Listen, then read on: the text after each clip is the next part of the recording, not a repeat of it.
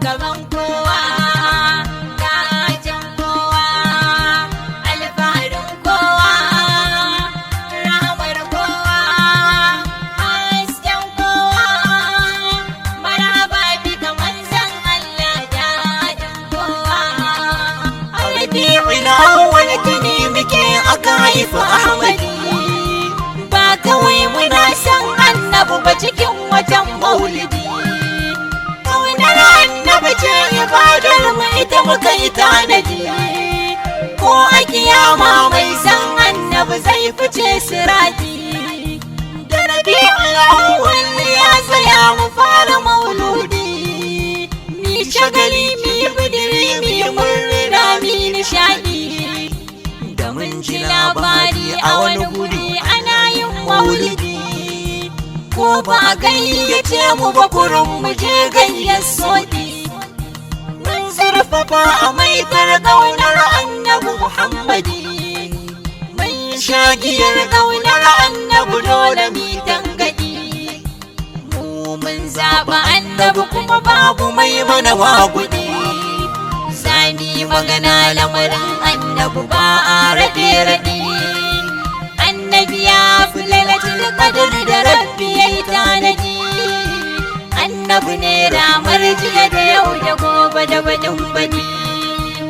Shugaban kowa, gajin kowa, alfaharin kowa, ramar kowa, hasken kowa, marhaba bika manzon Allah dadin kowa. Kowa yake mu samu shirya mu zamo cikin raini.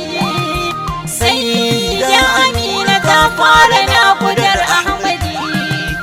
Abin alajabu cikin Amina da ta makarba a waladi, Cikin ta kamar cikin budurwar da za a aura abadi. Babu alamar rayuwa bare a daga mata tukudi. Sai da Amina ta ce kan na haifu Muhammadi. duk wani mai rawani a gaba na Sai da ya cire nadi.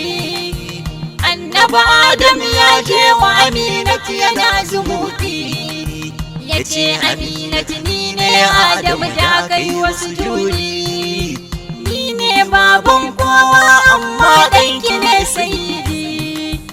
Annabi Ibrahim da Allah yake kira badadi, Shi ma ya zo gidan Aminatu ne mamadadi. Musa kalaman layi ya zo ya yi jaddadi.